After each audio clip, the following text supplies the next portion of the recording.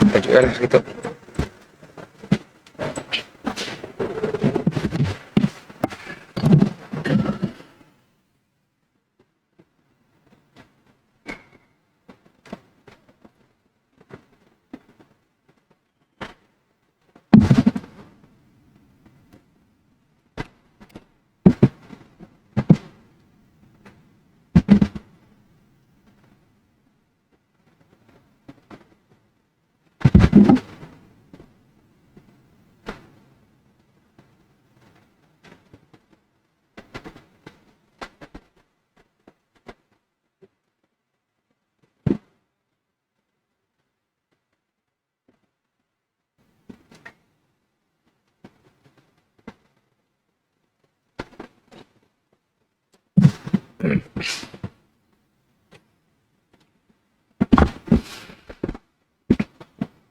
A'udzubillahi minasyaitonirrajim.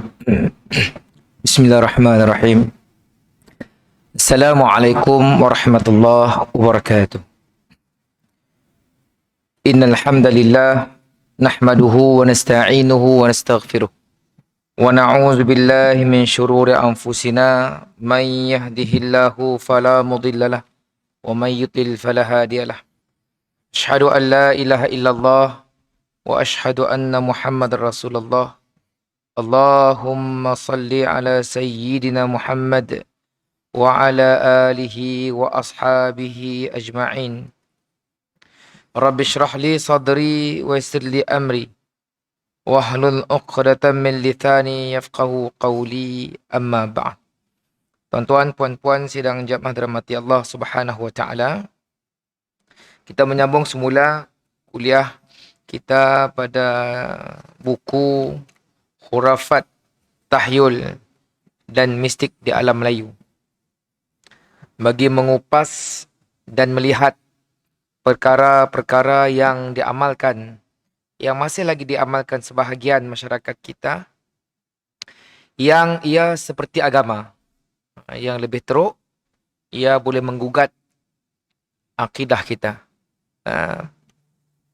Kita semua meyakini dan mengingatkan bahwasanya akidahlah yang perlu dijaga sehinggalah kita bertemu kembali kepada Allah Subhanahu wa taala.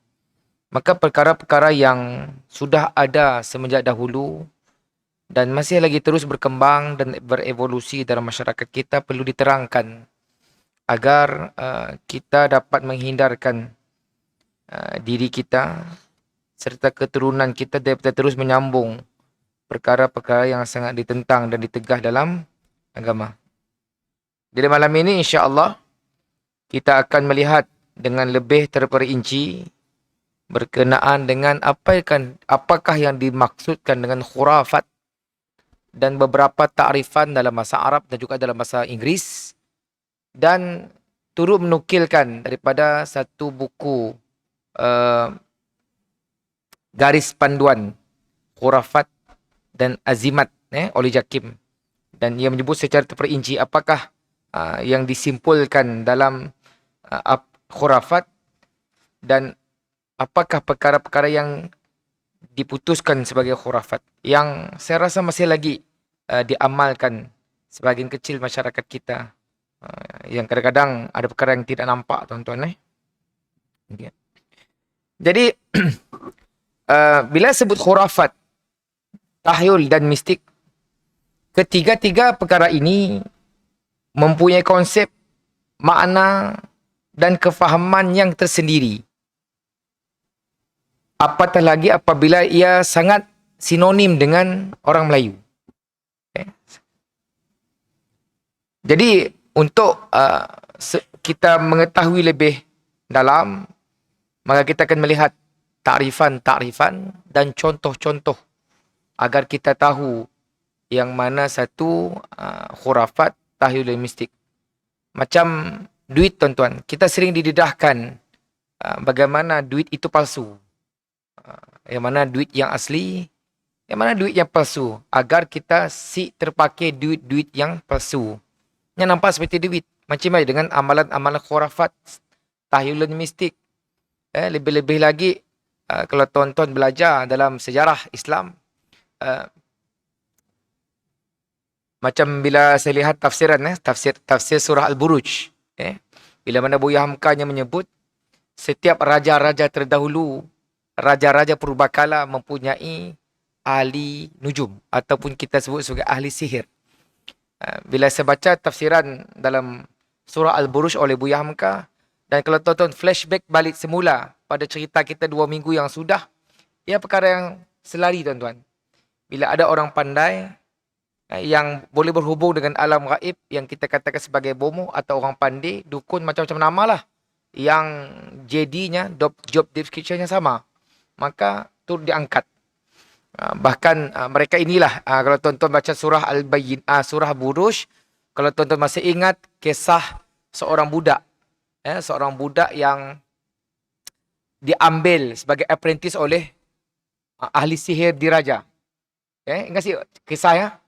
Budak kecil ya, sambilnya belajar sihir, tapi nya berhenti je untuk belajar agama kepada seorang pendeta di antara rumahnya dengan rumah tukang sihir. Maka dipendekkan cerita, bila nya nak pergi tuan-tuan ke rumah pendeta ya, sebelum sampai ke rumah ahli sihir, maka dalam laluan ada seekor binatang besar menghalang laluan orang ramai. Maka beliau mengambil batu dan mengatakan, kalau pendeta ini betul-betul berada pada jalan yang betul dan tukang ahli sihir itu berada pada jalan yang batil, maka dengan batu ini, dengan izin Allah, maka dibalingnya batu tuan-tuan, mati binatang tadi. Maka dia berjumpa dengan pendeta, maka pendeta mengatakan, engkau sudah mendapat satu kelebihan daripada aku. Dan dipendekkan cerita hebatnya budak tadi sampai ke pengetahuan raja, bila mana salah seorang pegawai astananya yang buta disembuhkan oleh anak tadi. Tapi anak tadi madah, kalau anda nak sembuh, masuk Islam dulu. Yang menyembuh bukan saya, yang menyembuh adalah Allah Subhanahu Wa Taala. Maka dipendekkan cerita raja yang mengaku Tuhan tadi, yang mengetahui perkara yang sangat marah, dan anak tadi cuba nak dibunuh. Mungkin tuan-tuan boleh flashback cerita ya.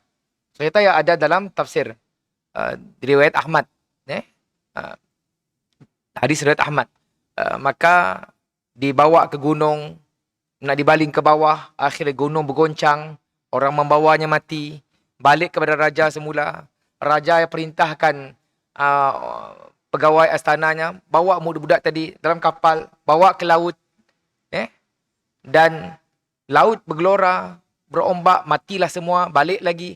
Maka apa kata anak tadi? Kalau Tuhan betul-betul nak bunuh saya, dengar arahan saya. Maka anak tadi memberi arahan kepada raja tersebut, supaya pertama sekali gantungkan saya di satu salib tiang, dan ambil busur panah daripada saya, dan bacalah bismikallah wa bismillah wa rabbul ghulam. Bacalah dengan nama Tuhan anak kecil ini. Panah betul-betul pada jantungku, kata anak tadi. Maka, tapi sebelumnya kena himpun semua orang ramai. Jadi akhirnya dipanah ucapan dengan nama Tuhan anak kecil ini, dengan nama Allah. Maka semua yang hadir tuan-tuan masuk Islam. Dan digali parit, dihumban seorang demi seorang yang masuk Islam tadi. Ayat kisah dalam Ashabul Ukhdud, dalam tafsir surah Al-Buruj. Jadi kisahnya ada juga raja-raja yang mempunyai ahli sihir. Pada zaman-zaman terdahulu dan zaman sekarang tuan-tuan. Kalau tuan-tuan perhatikan sejarah Melayu pun begitu. Pemerintah bila nak naik tahta, ada upacara-upacara yang diketuai oleh mungkin dukun diraja. Atau apa saja namalah. Kalau tuan-tuan dengan Piramli, nujum, ahli nujum. Ahli nujum ada dua kategori. Sama ada ahli nujum, ahli astronomi, atau ahli nujum, ahli astrologi. Sebahagian daripada cawangan-cawangannya. Okay, sedikit mukadimah. Maka perkara ini memang ada dalam buku ini, ada dalam tafsir, maka ia kita tidak dapat nafikan. Sekarang mungkin sedikit perlahan, tapi masih ada lagi. Dan mana golongan-golongan ini diberi tempat atau jawatan tertentu dalam masyarakat. Maka kita lihat apa masuk kalimah khurafat. Sehingga kan ada yang dibuat sebagai filem dalam masyarakat kita. Kalimah khurafat adalah istilah serapan asimilasi, satu kalimah yang dipinjam daripada bahasa Arab yang bermaksud kepercayaan karut. Kepercayaan dongeng dan tahyul. Ini tuan-tuan boleh rujuk dalam kamus dewan ataupun kamus yang berkaitan dengannya. Manakala menurut Cambridge Dictionary, khurafat bermaksud superstition, belief that is not based on human reason or scientific knowledge, but it connect with all ideas about magic, etc. Kenapa orang putih boleh memberi takrifan? Karena mereka mendapati amalan ini berlaku dalam tempat-tempat yang mereka jajah. Manakala Merriam-Webber tu antara yang nama-nama saya sebut ya adalah orientalis, tuan-tuan. Buku akhirnya buku yang saya beli sampai, tuan-tuan. Mistik Alam Melayu. Banyak dinukilkan daripada tulisan seorang orientalis yang bernama R.O. Winstead. Ada Shopee. Maksudnya telah ada catatan-catatan orientalis tentang panggil orang Melayu. Tadi saya sempat membaca sedikit. Ada yang saya suka. Kalau saya ada sikit jampi, tuan-tuan. Jampi. Lucu juga. Jampi memanggil Pontianak. Ada. Jampi memanggil Pontianak. Ditulis oleh Orang Putih, adik. Oh bomoh tiada bertanya, aku pocong tiada pereka, akulah hulu balang Allah dalam dunia. Ada nama Allah, tuan-tuan. Panjang. Jampi. Jadi ini bukti, tuan, bukti. Memang alam Melayu sudah ada perkara ini. Tapi dimasuknya nama-nama Islam, Allah, selawat, maka ia seperti agama. Tapi ketahuilah ia adalah benda-benda yang khurafat. Benda yang tidak ada dalam agama, tapi diada-adakan. Kita lihat apa kata Merriam-Webster. A belief or practice resulting from ignorance, fear of the unknown, trust in magic or chance, or a false conception of causation. Benda yang tidak ada maksud, tidak ada sebab. Dan kalau kita lihat bahasa Arab, khurafah, kalau diterjemah secara literal, maksudnya perkataan tersebut dalam bahasa Inggeris disebut sebagai myth, M-Y-T-H. Kalau dimelayukan menjadi mitos. Maka kalau kita lihat mitos dalam bahasa Melayu bermaksud benda yang tidak ada asal. Cerita-cerita yang tidak ada punca, tetapi menjadi sebut-sebutan. Sehingga sampai ke tahap kepercayaan dan keyakinan. Saya pernah ikut proses menggali satu mayat yang mayat seorang Islam tetapi salah dikubur, tuan-tuan, di perkampungan atas daripada Anak Rais. Perkampungan Bidayuh. Maka bersama dengan sekumpulan penggali, saya ditugaskan oleh Datuk Mufti untuk memastikan urusan penggalian mengikut hukum yang telah diputuskan. Ya, mula-mula saya bekerja tahun 2011. Jadi setelah mesyuarat, dipendekkan cerita, kata pihak kesihatan, setelah 30 hari mayat itu bolehlah digali. Maka kami pergilah. Maka pergi, saya pendekkan ceritalah. Bila dah habis semua penggalian, maka saya terdengar bunyi-bunyi perbincangan di kalangan orang yang menggali. Yang memesanlah. Yang semua yang pergi tu, baju kita orang mesti ditunuk. Mohon si ditunuk, ada semanding ngikut orang pulang. Kita orang jangan berani lawan. Saya tu dah lama kerja tu. Kata. Satunya, kepercayaannya datang. Kedua, ancaman. Ketahuilah, tuan-tuan. Perkara ini merupakan satu yang tersebar. Dalam perkara yang mulia, iaitu menguburkan jenazah, maka terselit perkara-perkara yang khurafat. Dalam Islam, apa yang ada, tuan-tuan? Selepas mengebumikan jenazah, kita disunatkan mandi. Bukan mandi kerana mandi kerana takut roh tadi datang ke rumah kita dan sebagainya. Kalaupun ia berlaku, tuan-tuan, itu satu ujian. Supaya semakin diuji, semakin kita percaya dengan perkara-perkara khurafat tersebut. Itu kena pastikan. Tidak semua kita katakan, oh kalau perkara itu benar terjadi, maka ia menandakan benda itu sebut betul. No. Kalau tuan-tuan perhati dalam agama-agama lain, banyak benda-benda yang terjadi. Bagaimana Badri menghalau jin daripada badan seorang Kristian. Adakah kita nak madah, oh Kristian betul? Bagaimana seorang pawang di kalangan orang Dayak menggunakan jampi-jampi yang menghalau jin dalam tubuh seorang Islam. Terjadi, adakah kita nak mengiyakan perkara tersebut? Jawapannya tidak. Jadi itu adalah satu kaedah yang salah. Nak mengatakan benda itu betul atau salah.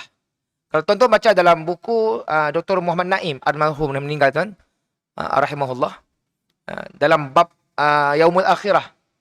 Apa katanya? Perkara-perkara gaib, nak mengetahui benda-benda gaibiyat, kuncinya adalah ataupun pintunya adalah melalui kalamullah dan sunnah Rasulullah. Maksudnya hadis dan Al-Quran. Not more than that. Kalau kita tak dapat satu cerita datang daripada bukan dua-dua tu tuan-tuan, ketahuilah ia benda yang tertolak dalam agama. Dan kita lihat dalam sebuah dokumen rasmi kerajaan terbitan JAKIM. Tuan-tuan boleh Google benda tu. Ada dalam Google. Khurafat dan Azimat. Garis panduan. Dinukilkan ta'arif khurafat daripada beberapa kamus Arab.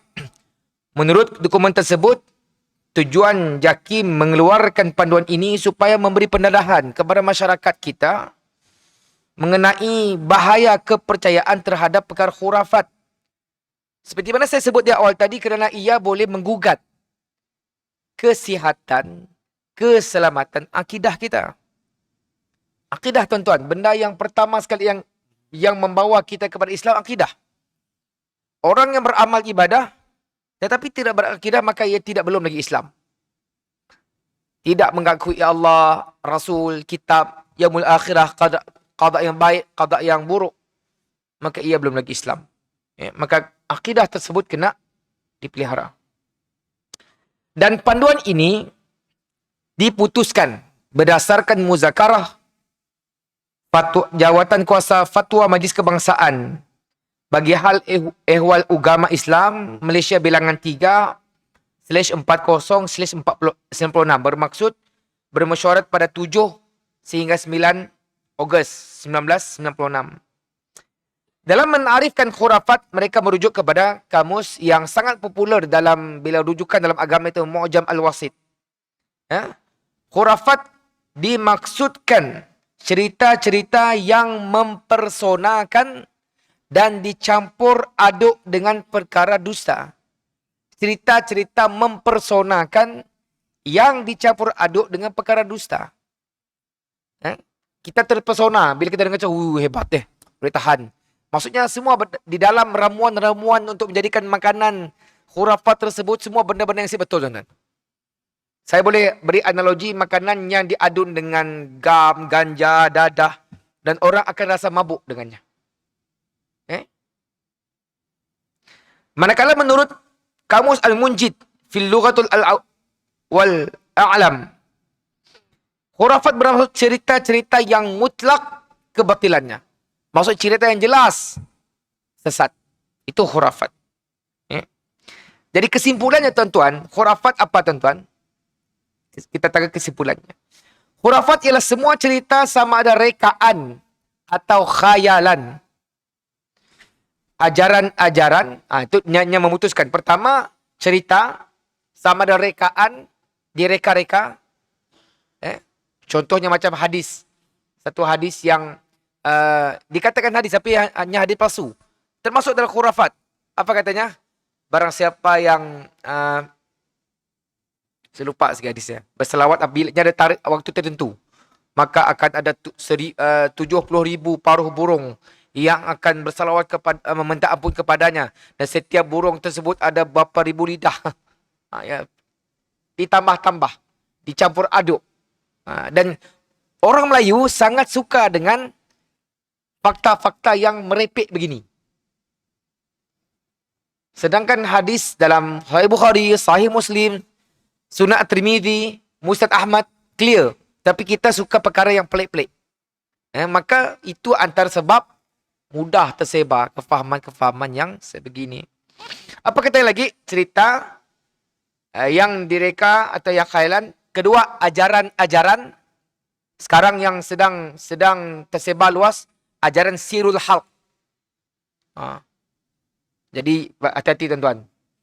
Antara apa yang mereka pegang, Allah Muhammad, Muhammad Allah. Hati-hati. Mereka menggunakan hadis-hadis tanpa merujuk kata-kata ulama. Mereka mentafsir Al-Quran tanpa menterjemah Al-Quran mengikut kepala otak sendiri. Sirul haq. Jadi hati-hati.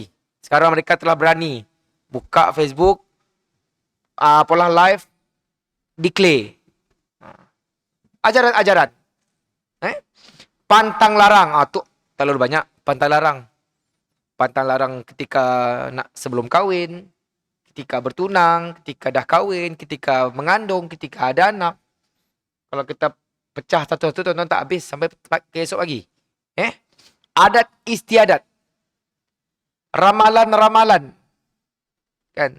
Pemujaan atau kepercayaan yang menyimpang dari ajaran Islam. Itu khurafat. Disimpulkan secara menyeluruh.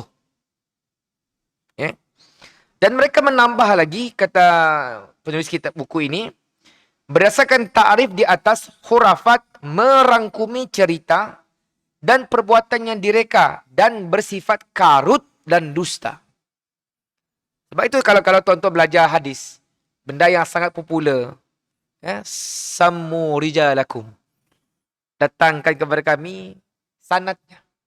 Siapa pun cerita tu. Daripada sini dapat. Cek tuan-tuan. Semak. Macam cerita tentang Muharram nak. Ramai orang terkilur. Orang mengatakan Muharram itu Nabi SAW berhijrah. Sedangkan Rasulullah berhijrah bila tuan-tuan? Bulan bila Nabi berhijrah? 28 Safar Nabi SAW keluar bersama dengan Abu Bakar. Pergi ke Gua Sur. 1 Rabiul Awal Rasulullah keluar daripada gua bersama dengan Abdullah bin Uraikid dan Abu Bakar. Abdullah bin Uraikid adalah seorang musyrik tetapi hebat dalam selok-belok jalan. Sampai di Quba pada 8 Rabiul Awal, mendirikan masjid di situ. Dan pada 12 Rabiul Awal selepas salat Jumaat, baru Rasulullah keluar perjalanan sampai ke Yathrib. Di mana tarikh kata Muharram. Yang diklaim Muharram sebagai bulan pertama dalam Islam adalah Umar Al-Khattab. Atas dua sebab. Pertama, kerana perjanjian Hudaibiyah. Kedua, kerana selepas orang balik haji, maka permulaan kepada satu kehidupan adalah pada bulan Muharram. Itu diputuskan. Dan kalender Hijri mula dipakai pada 1425 Hijri. Ini berlaku apabila Abu Ubaidah Al-Jarrah, seorang gubernur di Iraq, dan Abu Musa Asy'ari, gubernur di Mesir, ketika tersebut mendatangkan keraguan kepada Umar. Surat kita ni tidak ada tarikh, tidak ada tahun. Itu cerita. Jadi saya nak mengatakan bahawa kalau kita dengar satu berita, kita tak cek, ia akan jadi benda yang palsu. Jadi zaman sekarang tuan-tuan, kena ada satu keraguan ataupun ada kalau ada benda pelik-pelik, cek tuan-tuan, cek. Jangan terus terima. Cek. Lebih-lebih lagi ia berkait dengan kepercayaan. Ia berkait dengan keyakinan. Okey. Kemudian mereka mengemukakan 6 ciri khurafat yang dirumuskan daripada pemerhatian terhadap amalan orang Islam di Malaysia secara umum. Maksudnya orang Sarawak kah, orang Sabah kah, orang KL kah, orang Kedah kah, dirumuskan. Okey. Pertama, ia tidak didasarkan pada nas-nas syarak sama ada Al-Quran ataupun Al-Hadis. Direka, dicreate, dicipta untuk tujuan-tujuan tertentu. Sebab tuan-tuan cuba perhati, tidak ada siapa yang berani mempertikaikan kalau orang pandai mengatakan sesuatu. Jangan berani pun. Ini ada kuasa gaib. Kelak tulah kelak. Susah kita. Kan? Kelak papahal kelak bini tak si buntin kah? Si tak si kahwin kah? Mandul. Kita takut. Sibuk lain tuan-tuan. Bila kita contohlah nak, isteri sedang mengandung di rumah. Tiba-tiba suaminya yang tukang kayu, tiba-tiba nak menukul, di warning oleh bapa mertua, kau jangan ngetok lah, anak kau buta lah. Jadi kawan tukang kayu, tuan-tuan. Apalah dipolah 9 bulan siapa bertukang. Karena takut. Dan sebahagiannya yang berani melanggar, dengan izin Allah, anaknya buta. Maka itu peluang kepada orang yang mempercayai pada ini. Ngakoh, kau si percaya pada aku. Paling popular dalam budaya orang kita, bana. Nah, keluar aja anak hitam bukit. Ada lah nak dilanggar pantang larang. Orang kita, teman-teman. Itu pertama. Maksudnya, benda-benda khurafat ini tidak didasarkan Al-Quran dan nas hadis. Yang kedua, ia merupakan cerita rekaan, dongeng, khayalan, dan kepercayaan karut. Okey. Yang ketiga, ia bersumberkan kepada kepercayaan lama. Maksudnya kita warisi daripada turun-temurun. Dan adat yang bercanggah dengan Islam. Di antara benda yang saya terima daripada orang tua di kampung, kepercayaan tentang yang diwarisi. Tapi cerita tu di kapit je lah. Saya tahu di kapit je. Bila saya cerita paling sadar. Cerita tentang kumbuk Tambung Seribu. Saya dah ingat dengan orang meninggal. Wah, apa hal kita tu suka pakai kumbuk Tambung Seribu. Boleh katakan setiap bilik ada kumbuk Tambung. Tahu nak kumbuk Tambung Seribu nak? Kau orang kucing saya dah. Tahu nak? Nak dikaitkan percaya di sambung.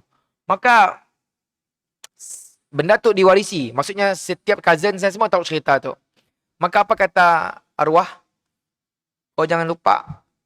Di kampung kita tu ada keturunan Raden. Marah orang Raden tuan-tuan. Sebab keturunan Raden tu dikatakan hantu bangkit. Marah orang Raden. Sampai itu saya percaya. Tapi bila saya cek balik, merepek lah. Marahlah orang Raden. Nah, sebab mungkin tuan-tuan dengan sejarah, Sultan Tengah kahwin di Sambas, anaknya kebanyakan nama Raden. Nah, tuan-tuan baca. Jadi, bila di kapit ada Raden, kalau tuan-tuan pergi ke kapit ada nama Raden. Dikatakan sidak tu, kalau meninggal, sidak akan bangkit sebagai hantu bangkit. Dan yang datang ke rumah. Bila datang ke rumah, ialah guna kumbuk dek. Bila nya nangga kumbuk ya, nya akan ngitung. 1, 2, nya bunyi sengong tuan-tuan. 1, 2, 3, 5. Salah, ulang balik sampai pagi. Cerita begini tuan-tuan. Maksudnya kepercayaan begini, kepercayaan lama yang diwarisi. Maksudnya sama juga kita. Bila gelap je, bebet ada mombok. Ada mombok. Jadi diwarisi. Bila anak kita besar, dia akan mengatakan perkara yang sama kepada cucunya, cucu kita. Sampailah. Okay? Kepercayaan lama. Okay? Yang keempat, ia berbentuk pemujaan dan permohonan kepada makhluk halus untuk tujuan yang memudaratkan dan menyeleweng dari akidah Islam pun sama. Percaya dengan makhluk-makhluk yang halus. Orang bunian, apa lagi? Macam-macam lah. Kita percaya nak. Daripada kecil kita dilatih, ditrain. Di sebalik alam ada orang bunian. Orang halus kita. Bahasa orang kita belah Sarawak tu orang semandin. Okay? Yang kelima, ia menggunakan objek tertentu seperti kubur, pokok dan sebagainya untuk tujuan tertentu. Dan yang terakhir, ia ada atau mempunyai unsur negatif kepada akidah dan syariat Islam. Ini antara ciri-ciri khurafat yang telah diputuskan oleh pihak JAKIM berdasarkan muzakarah tersebut. Dan kalau kita lihat satu persatu memang ada. Kita tak boleh nafikan. Dan perkara ini perlu dihentikan. Ia tidak boleh bersama dengan keyakinan yang betul. Akidah yang bersih dan sehat. Kena stop tuan-tuan. Yang memudaratkan, yang memberi manfaat hanya Allah Subhanahu Wa Taala, bukan makhluk. Jadi keenam ciri di atas adalah tepat dengan apa yang kita lihat dalam masyarakat kita. Cuma masalah dalam buku JAKIM tersebut, ia tidak memperincikan bagaimana ia berkembang di alam Melayu dan bagaimana nak menangkisnya. Ini satu perkara yang sangat penting. Jadi kita sebagai seorang Muslim, kita akan lihat satu persatu untuk kita menangkis dan menyaring perkara-perkara begini. Dan sudah-sudahlah disebar kepada adik kakak kita, anak-anak kita, keturunan kita. Seterusnya, dalam buku yang sama membincangkan 7 bentuk khurafat yang didapati wujud dan masih berkembang dalam masyarakat kita di Malaysia atau alam Melayu secara umumnya. Maksudnya di Indonesia pun ada, di Thailand, di Brunei, di Filipina. Yang pertama tuan-tuan, kepercayaan kepada keramat atau bahasa Arabnya karomah. Orang kita sangat percaya dengan benda keramat tu. Seperti kubur keramat, pokok kayu, telaga keramat, batu cincin. Harga tu 5,000 pahal. Batu tu ada kuasa gaib. Ada orang percaya dengan batu. Pakai cincinnya, nya akan rasa lain macam. Tonton, ceklah orang yang ada suka pakai. Tidak semua. Sebab saya sendiri suka pakai cincin kerana ia adalah hiasan. Dan ia adalah satu perhiasan untuk lelaki, cincin. Boleh. Tetapi ia akan jadi salah bila ada kepercayaan lain. Batu delima tu, engkau lama air mempinum jadi bukit. Kalau kita nangga di sebahagian bukit, kalau saya bawa pulang daripada Lunduk, ada wind cave. Tengah di depan wind cave ada apa? Ada patung nak. Jadi masyarakat lain pun percaya juga. Setengah tempat ada karamahnya. Kalau tuan-tuan belajar dalam ilmu perbandingan agama, tuan-tuan lihat satu agama yang bila saminya bermimpi tentang dewa turun di satu tempat, kat busut ke apa, mereka akan membina kuil di situ. Kepercayaan masyarakat Hindu. Dan kalau tuan-tuan lihat di Kedah, siapa asyik kenal dengan Gunung Jerai. Tempat yang bagus, tempat yang indah, tapi orang mengadakan benda-benda yang merepek. Nak naik, kena mandi sekian, itu antara contoh tuan-tuan. Tidak salah, nak semayang di mana pun tak salah. Tetapi kalau mengatakan di sini tempat wali, kena minta kebenaran, kena berwuduk sekian, ada bacaan-bacaan, jampi, ia akan menjadi benda tersebut salah. Nak berzikir, nak salat di mana-mana. Jangan letak khusus. Melainkan agama yang mengkhususkan. Tongkat dan sebagainya. Paling popular tuan-tuan boleh sebut tongkat, saya teringat dengan tasbih. Tasbih daripada biji koka. Orang kita kalau sebut biji koka berapa? Sanggup beli. Konon-konon mau dipakai si lemas. Macam-macam lah, percaya. Orang kita mudah. Tapi bila bisnes macam tu orang Melayu cepat laku. Orang kita tu percaya. Dengan nak jimat, dengan cincin, dengan tasbih. Tu tasbih koka. Tak ada apa-apa manfaat pun tuan-tuan. Betulkah tasbih koka? Kalau betul sekalipun tasbih pokok koka, tidak disebut dalam hadis atau Quran tentang manfaatnya. Tapi kita cepat percaya. Tahu Zik? Sampai kalau saya tanya kawan-kawan yang pernah belajar di Mekah, di Madinah, satu ketika dahulu, 20 tahun yang lepas, tidak ada kayu koka tuan-tuan. Tapi entah tiba-tiba, bila seorang test market laku, maksudnya jual sampai 50 rial pun laku, sedangkan benda tersebut sampai 10 rial pun. Orang kita bila dengar kayu koka. Kayu koka, kayu yang dikatakan membuat bahtera Nabi Nuh. Kita pun beli. Dah tak ada manfaat pun tak ada. Okay? Sama je dengan Gua Hira. Tidak ada sebarang manfaat pun nak Gua Hira. Semayang di sini ada. Tapi orang kita tu yang dengar, naik. Saya pernah nangga tidak Pakistan bertumbuk depan Gua Hira sebab nak semayang dalamnya. Sedangkan tidak ada sebarang manfaat ataupun kelebihan pun. Okay? Yang kedua, kepercayaan kepada sial, majal seperti adat mandi safar, adat mandi buang sial dan sebagainya. Dan pernah berlaku dengan adik saya pun, adik saya perempuan. Bilanya nak kahwin, ketika mak andam yang mengandamnya, makanya mencukur di tepi di pipi. Sambil mencukur, sambilnya berkata, "Ya Allah, banyak bulu sial adik kau tu." Saya bilang, lama-lama tu sial adik kami tu. Kau tahu apa? Kau lagi biaknya. Saya sih, ada berlaku nak. Sambilnya mengandam, sambilnya memom bulu, dan dikatakan bulu sial. Siapa yang mengatakan kita tu sial, tuan-tuan? Nah, dan macam-macam lah. Nah, percaya kepada sial majal. Mandi. Mandi bunga untuk wangi sih salah. Tetapi mandi bunga supaya hilang sial dapat jodoh, ya salah. Kau tu dah umur 40 si kahwin-kahwin. Adalah benda sih betul tu, mandi bunga. Mandi bunga sih salah untuk wangi. Tapi mandi bunga untuk buang sial jadi salah. Apapun sebab, tuan-tuan. Kita ada kaedah dalam agama. Nah, salat hajat, tahajud, banyakkan bersedekah dan sebagainya. Tujuan-tujuan yang disebut dalam agama. Maka perkara ini kena dibenteras. Yang ketiga, kepercayaan kepada jin. Saya sebut jin, tuan-tuan, malam tadi berkelakar dengan salah seorang sahabat, Profesor Madya Dr. Raden Topik. Dia nanya, sebab kebetulan kami orang antara panel pakar akidah Sarawak. Li, apa hukum dia? Orang yang bila sentuh aja, orang kena sentuh lalu bersilat. Wah, masuk. Situ silat apa datang? Saya mengetahui lah itu benda yang khurafat atau syirik. Berlaku, tuan-tuan.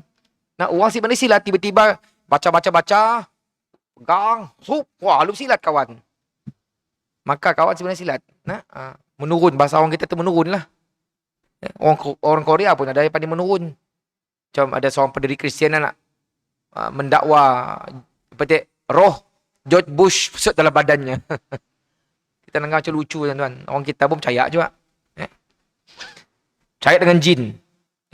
Antara yang popular jin, tuan-tuan, mengubat dari jauh, scan dari jauh, perawat di miri, pesakit di kucing, hati-hati.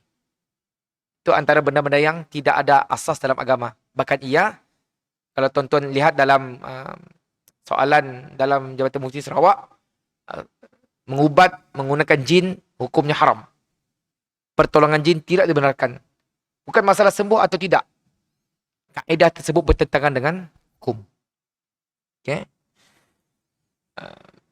Macam memuja kampung, adat merenjis tepung tawa, adat pemuja pantai dan sebagainya. Okay. Yang keempat, kepercayaan kepada bertambah dan berkurang rezeki seperti adat memuja semangat padi yang dilakukan oleh petani. Antaranya ritual bersemah. Baru tu ada tersebar video tentang jalan-jalan di Sarawak. Maka saya terbaca satu komen. Jangan berani-berani jalan kita orang kat jambatan. Belum disemah lagi. Tahun 2023 masih ada lagi orang percaya macam ni. Saya masih ingat waktu di Kapit dulu. Bila orang nak mula jambatan je, orang tua akan berpesan. Biak-biak jangan ngelepah. Dak gembeng tu nak cari palak ke semah. Pakai semah jambatan supaya jambatan tadi kukuh. Kalau tuan-tuan kelakar perkara tersebut dengan orang engineering, tetak sedapnya. Orang pakai piling, konkrit dan sebagainya. Tidak ada kaitan dengan semah dan sebagainya, tuan-tuan. Jadi, semah masih lagi sebahagian orang kita percaya. Membuang ancak di sungai dan laut serta bermain pantai. Kalau dalam masyarakat Melanau, pesta kaul. Apa nama benda? Nak orang berayun lah. Apa nama benda? Nak di sebelah igan, sebelah muka. Kita nanggap macam biasalah main buai nak. Tapi satu upacara, tuan-tuan. Upacara. Tapi kalau kita bermain hanya permainan, okey. Tapi kalau kita meletakkan permainan tu ada sebab. Maka jadi masalah. Puja pantai. Masih ada, tuan-tuan. Kadang-kadang orang masih confused. Di sebelah muka igan belah ada tempat yang bukan Islam. Tapi nama-nama Islam. Jangan confuse. Nama-nama Islam. Tapi bukan Islam. Tapi mereka mengadakan upacara-upacara begini. Buang ancak. Kaul dan sebagainya. Kepercayaan yang kelima. Kepercayaan kepada petanda. Dan pantang larang. Petanda sangat mudah lah. Bila orang nak keluar rumah. Ada burung melintas dan sebagainya. Ada biawak. Maka batalkan perjalanan. Kalau teruskan juga, musibah yang akan menunggu. Kan? Kalau pergi ke Mekah, rumah jangan disapu. Ada kepercayaan macam mana? Mau disapu lah, something wrong. Kepercayaan itu antara benda yang ada, yang saya dengar dan saya lihat. Contohnya, tidak boleh melihat bayi di muka cermin. Kerana kelak boleh menyebabkan kematiannya dalam air. Percaya aja. Saya biasa ingat, bila ada orang meninggal, cermin di rumah memang ditutup. Jangan dibuka cerminnya. Monsi, adalah. Memang ada. Contoh perhatilah. Orang tua-tua kita. Nah, saya masih belum dapat lagi point. Kena cerminnya ditutup.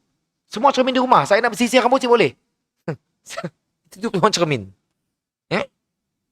Tidak boleh keluar jika ada bunyi burung gagak. Kerana takut kena sial, balak dan sebagainya. Itu antara, masih lagi dipercaya oleh orang kita. Yang keenam, percaya kepada amalan yang berkaitan dengan bintang. Itu dalam kategori astrologi. Angka-angka. Itu dalam ilmu-ilmu makrifat yang batil. Kita beri laluan untuk azan isyak.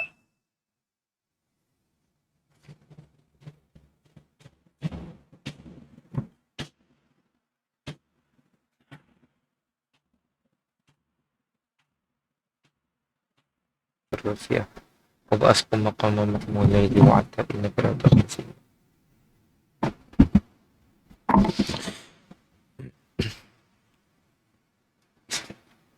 Tuan-tuan dan puan Allah Subhanahu wa taala. Kita ambil sikit lagi tuan-tuan. Jadi bila sebut kepada kepercayaan tentang bintang, kena clear lah. Kalau melihat bintang untuk tujuan sebagai arah, untuk tujuan sebagai mengetahui tentang kedudukan buruj dan sebagainya, maka ia tidak salah. Tapi kalau belajar tentang bintang untuk mengetahui nasib, mengetahui sakit, penyakit dan sebagainya, maka ia dilarang.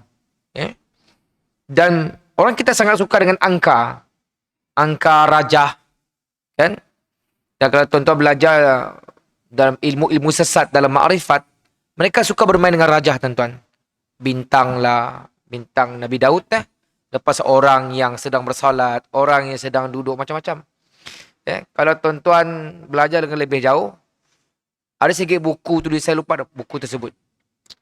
Bila kepercayaan Karut yang diletak dalam bentuk seks, maksudnya Muhammad, kalau kita baca buku tuan-tuan, betul kata tulisan yang disebar. Perkara ini kena dihindar.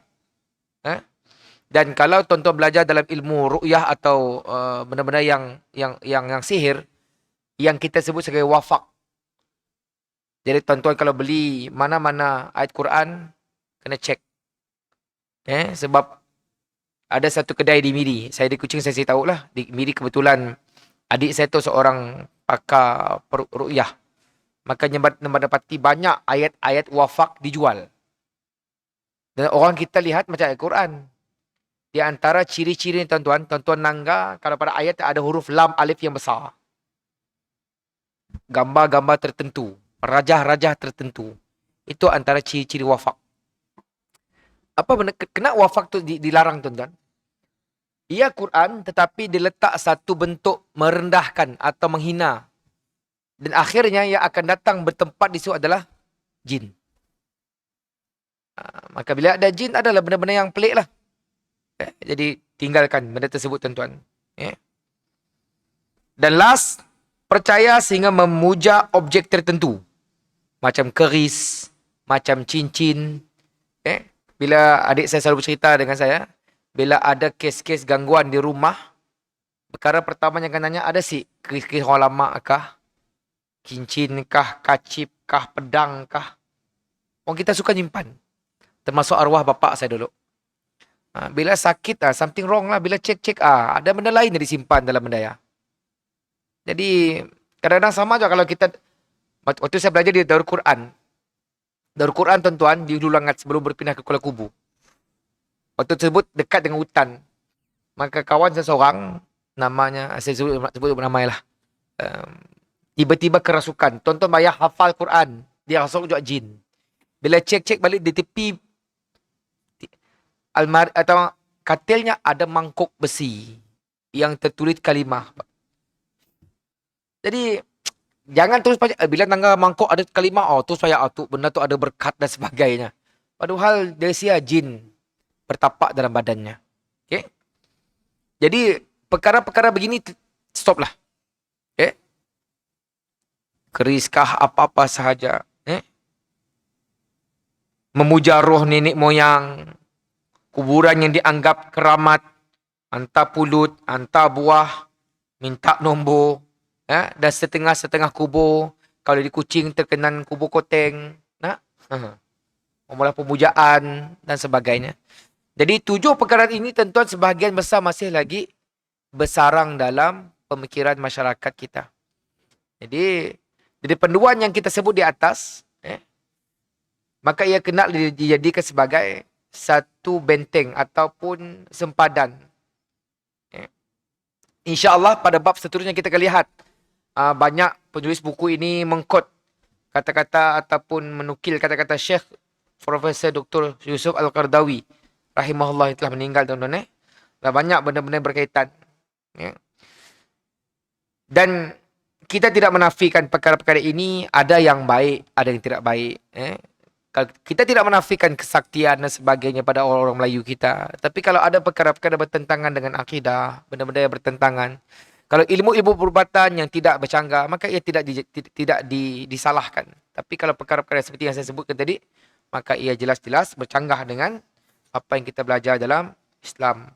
Dan insya-Allah pada 2 minggu akan datang kita akan teruskan dengan perbincangan tentang apa pula disebut sebagai tahyul, mistik.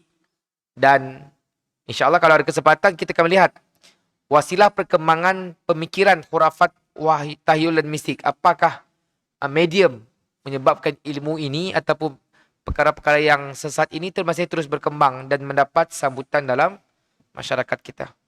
Wallahu ta'ala alam, mudah-mudahan apa yang disampaikan itu ada manfaat, terkurang terlebih saya minta ampun, minta maaf. Kita tangguh dengan baca tasbih kafarah dan suratul asr. Bismillahirrahmanirrahim. Wal asr. Innal insana lafi khusr illa alladhina amanu wa amilus salihat wa tawasaw bil haqq wa tawasaw bis sabr. Subhanakallah bihamdika asyhadu an la ilaha illa anta astaghfiruka wa atubu ilaik.